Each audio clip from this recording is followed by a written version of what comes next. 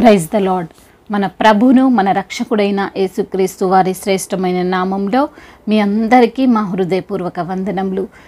ఈరోజు దేవుని వాక్యము, మన పాపములను బట్టి మనకు ప్రతీకారము చేయలేదు, మన దోషములను బట్టి మనకు ప్రతిఫలం ఇయ్యలేదు. కీర్తనల గ్రంథము 103వ కీర్తన 10వ వచనము. He does not treat us our sins, deserve our repay as according to our iniquities. Psalms chapter 103 verse 10. ఈ రోజుకు గాను కృపగలిగిన దేవుడు మనకు అనుగ్రహించిన వాక్య భాగమును బట్టి ధ్యానించుకుందాము. ప్రభునందు ప్రియమైన సహోదరి సహోదరులారా, మన దేవుడు మన తండ్రి కృపగలవాడు, దయగలవాడు. ఆయన ప్రేమ, ఆయన జాలి, ఆయన కరుణ ఈ లోకంలో ఎవ్వరూ కూడా కలిగి ఉండరు అన్నది నిత్య సత్యం.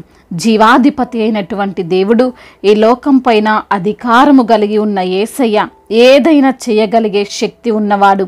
ఆయన్ను తిరిగి ప్రశ్నించేవారు లేరు. ఎందుకు ఇలా చేశావు, ఎవరు ఇలా చేయమన్నారు అని అడిగేవారు లేరు. ఆయనకి నచ్చింది చేయొచ్చు, కానీ దేవుడు ఎప్పుడు అన్యాయంగా ఎవరికి తీర్పు తీర్చలేదు, ఎవరిని కృంగదీయలేదు. న్యాయమైనదే ఆయన చేస్తాడు. మన దేవుడు అన్యాయస్తుడు కాదు. ఈ రోజున లోకంలో మనం చూడవచ్చు, ఎన్నో ప్రతీకార సంఘటనలు జరుగుతున్నాయి. హాని చేసిన వారికి తిరిగి హాని చేసేవారు ఉన్నారు. ఎవరు ఊరికనే వదిలిపెట్టడం లేదు. అయితే అయింది కదా, పోతే పోయింది కదా అని ఎవ్వరు కూడా అనుకోవడం లేదు. ఎవరికి వారు గొప్ప అనుకొని, నాకంటే శక్తివంతుడు లేడు అనుకుంటూ, నాకే అలాగ చేస్తారా, నాతోనే అలా మాట్లాడతారా అని, నా కుటుంబానికి హాని చేస్తారా, ఇలా రకరకాలుగా తమకు తోచింది తాము చేయాల్సింది చేస్తూ ఉన్నటువంటి లోకం. ఈ లోకం ఏమీ లేని, ఏమి చెయ్యలేని మనిషే ఇంతగా ఎగిరిపడుతుంటే, అన్నీ ఉన్న దేవుడు ఇంకెలా ఉండాలండి? ఒక్కసారి ఆలోచించండి. మనుషులకు కేవలం ప్రాణం తీసే శక్తి ఉంది, కానీ దేవునికి ప్రాణము పోసేటువంటి శక్తి ఉంది. ఆత్మను నరకంలోనికి వెళ్లకుండా కాపాడే శక్తి ఉంది. అటువంటి దేవుడే మన పైన ప్రతీకారము చేయాలని అనుకోవడం లేదంట. మన దోషములను బట్టి మనకు ప్రతిఫలము ఇవ్వాలని అనుకోవడం లేదు. భక్తుడు అంటున్నాడు, ఆయన ఎల్లప్పుడూ వాద్యమాడువాడు కాడు, ఆయన నిత్యము కోపించువాడు కాడు అని. ఆయన ఎప్పుడు వాద్యమాడితే, ఆయన చెప్పినట్లు న్యాయమును బట్టి ఆయన చెయ్యాలనుకుంటే ఏ ఒక్కరు కూడా నీతిమంతులుగా తీర్చబడరు.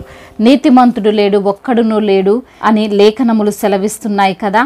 దేవుని ఎదుట పాపం చేసి ఆయన ఇచ్చే మహిమను మనము పొందుకోలేకపోతున్నాం.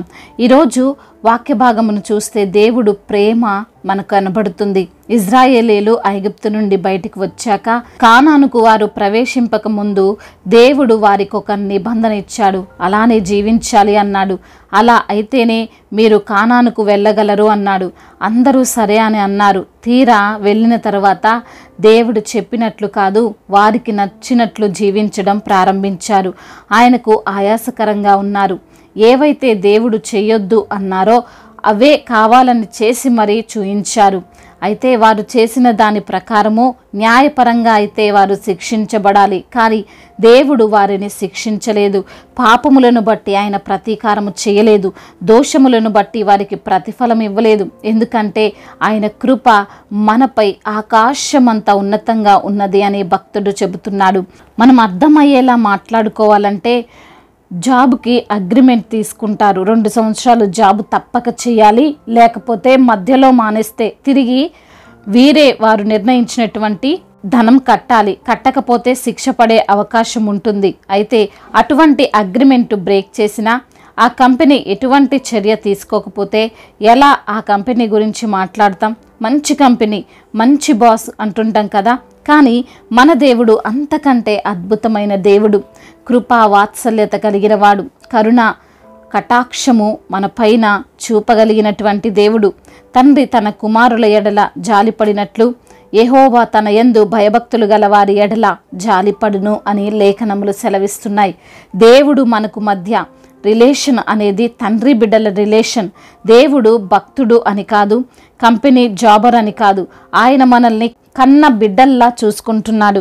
అందుకే మన దోషములకు ఆయన తగినటువంటి ప్రతిఫలం ఇవ్వాలని అనుకోవడం లేదు. ఒకవేళ అనుకుంటే ఈ ప్రపంచంలో ఒక్కరు కూడా మిగలరు.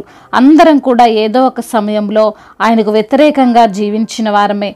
అయినా ఆయన ప్రతీకారము తీర్చుకోవాలి, అగ్రిమెంట్ బ్రేక్ చేశారు కదా, వీరి పని పట్టాలి అని ఆయన ఎప్పుడు కూడా అనుకోలేదు. కాబట్టి ప్రియమైన సహోదరి సహోదరుడా, దయాదాక్షిణ్య పూర్ణుడు, దీర్ఘశాంతుడు, కృపా సమృద్ధి గలవాడైనటువంటి దేవుణ్ణి కలిగి ఉన్న నీవు ఎంతో ధన్యుడవు, ధన్యురాలవు అని గ్రహించు. ఆయనకు నచ్చినట్లు, ఆయన చెప్పినట్లు జీవించు. గొప్పగా ఆశీర్వదింపబడతావు. ఎవ్వరూ ఊహించని విధంగా అద్భుతాలు నీవు చూస్తావు. దేవుడి మాటలను దీవించి మన హృదయములో ఫలింప చేయునుగాక. వాక్య భాగమును బట్టి ప్రార్థించుకుందాము. ప్రతి ఒక్కరు కూడా ప్రార్థనలో ఏకీభవించగలరు. ప్రార్థన. సర్వశక్తిమంతుడైన దేవ, సర్వాధికారి అయిన మా ప్రియ పరలోకపు తండ్రి, మీ ఉన్నతమైన శ్రేష్టమైన బహు పూజింపదగిన నామమును బట్టి మీకు కోట్లాది కోట్ల స్తుతులు స్తోత్రములు చెల్లిస్తున్నాము తండ్రి. ఆకాశమందున్న ఆసీనుడా మీకు స్తోత్రములయ్యా. భూమికి పునాదులు వేసిన దేవా మీకు వందనములు ప్రభువా. ఈ సమయంలో తండ్రి అయా వాక్యము ద్వారా మీరు మాతో మాట్లాడారు ప్రభువా. అయా మా పాపములను బట్టి మాకు ప్రతీకారము చేయలేదని, మా దోషములను బట్టి మాకు ప్రతిఫలం ఇవ్వలేదని వాక్యము ద్వారా సూటిగా తేటగా మాతో మాట్లాడి మమ్మల్ని ధైర్యపరచి బలపరిచిన విధానమును బట్టి మీకు స్తోత్రములు చెల్లిస్తున్నాము తండ్రి. అయా మా తప్పులను జ్ఞాపకం చేసుకొని దేవా, మా అతిక్రమములను కొట్టివేసిన దేవా, అయా మమ్మల్ని నీ సొంత బిడ్డలుగా అయా నీవు చూసుకుంటున్న విధానమును బట్టి మీకు స్తోత్రాలు చెల్లిస్తున్నాము తండ్రి. అవును ప్రభువా, అయా మేము ఒక్కరము కూడా నీతిమంతులము లేము అని వాక్యము ద్వారా సెలవిచ్చారు. అయినప్పటికీ తండ్రి మమ్మల్ని ఎంతగానో ప్రేమిస్తున్న దేవుడవు తండ్రి మీకు స్తోత్రములు.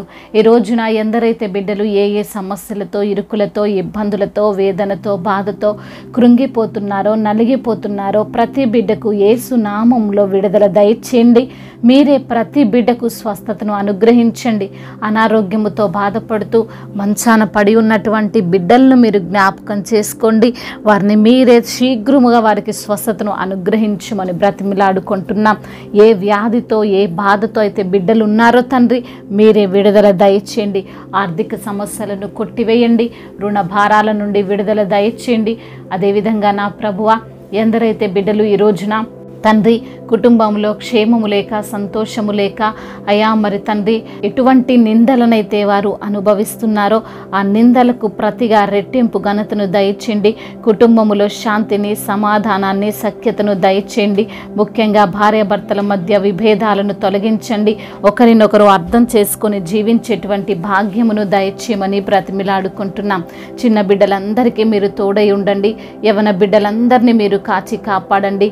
యవన వయసులో తండ్రి మీ కాడిని మోసే కృపను దయచేయమని బ్రతిమిలాడుకుంటున్నాం. గేమ్స్ ఎడిక్షన్ నుంచి విడుదల దయచేయండి. డ్రగ్స్ ఎడిక్షన్ నుంచి విడుదల దయచేయండి. గర్భఫలము లేని బిడ్డల కొరకు ప్రార్థిస్తుండగా వారికి గర్భఫలాన్ని దయచేయండి. అద్భుత కార్యము వారి పట్ల మీరు జరిగించండి. అయా వివాహాల విషయంలో తండ్రి మీకు మొరపెడుతున్న బిడ్డల యొక్క మొరను మీరు ఆలకించండి.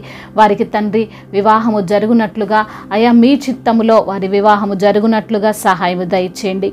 అదేవిధంగా నా ప్రభా, బిజినెస్ చేస్తున్న ప్రతి ఒక్కరికి తండ్రి మీరు తోడుగా ఉండండి. వారు చేస్తున్న ప్రయత్నాలన్నింటినీ సఫలము చేయమని బ్రతిమిలాడుకుంటున్నాం.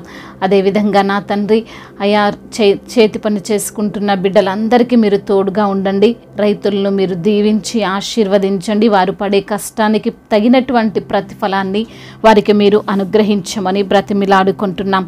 అదేవిధంగా నా తండ్రి భారతదేశమును, అయా తెలుగు రాష్ట్రాలను మీరు జ్ఞాపకం చేసుకోండి.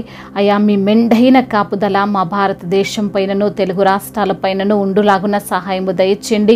అధికారులకు మీరు తోడుగా ఉండండి. అధికారులకు సమయోచితమైన జ్ఞానాన్ని దయచేయండి. దేశాన్ని ఎలా పాలించాలో, ఎలా అభివృద్ధి పరచాలో అయా మీ యొక్క మెండైన జ్ఞానము వారికి దయచేయమని బ్రతిమలాడుకుంటున్నాం. దైవజనులందరికీ మీరు తోడుగా ఉండండి. వారి సంఘాలను విస్తరింపచేయండి. సంఘానికి మీరే శిరస్సై ఉండండి ప్రభువా. అయా సువార్థికులను మీరు జ్ఞాపకం చేసుకోండి ప్రభువా. మిషనరీస్ని దీవించండి. వారు చేస్తున్నటువంటి ప్రయత్నములో, పనులలో మీరే తోడుగా ఉండండి ప్రభువా. అయ్యా వారికి ఇచ్చిన భారాన్ని బట్టి మీకు వందనాలు, స్తోత్రాలు చెల్లిస్తున్నాం ప్రభువా. అదేవిధంగా నా ప్రభువా అనాథలను అభాగ్యులను మీరే ఆదుకొని వారికి తండ్రి న్యాయమును తీర్చమని బ్రతిమిలాడుకుంటూ మా నాథుడు సర్వశక్తిమంతుడు సజీవుడైన యేసుక్రీస్తు వారి ఉన్నతమైన నామముల ప్రార్థనను అడిగి వేడుకొని పొందుకొని ఉన్నాము మా ప్రియ పరలోకపు తండ్రి. ఆమేన్. ఈరోజు పెళ్లి రోజు మరియు పుట్టినరోజు జరుపుకుంటున్న వారందరినీ దేవుడు దీవించి మెండైన దయతో కృపతో ఆయన మిమ్మల్ని నింపునుగాక. మీ యొక్క ప్రార్థన అవసరతలను మాకు తెలియజేయగలరు. మీ కొరకు మేము తప్పక ప్రార్థిస్తాము. మొదటిసారిగా మన యొక్క ఆదరణ వాక్యం చూస్తున్నట్లయితే తప్పకుండా సబ్స్క్రైబ్ చేసుకోగలరు. ఈ వాక్యం మీకు ఆశీర్వాదకరముగా ఉండినట్లయితే అనేకులకు కూడా ఈ వాక్యాన్ని పంపి మీరు కూడా దేవుని యొక్క రాజ్య సువార్తలో పాలిభాగస్తులు కావాలని దేవుని పేరిట మనవి చేసుకుంటున్నాను. May God bless you all. దేవుడు మిమ్మల్ని బహుగా దీవించి ఫలించి విస్తరింపచేయునుగాక.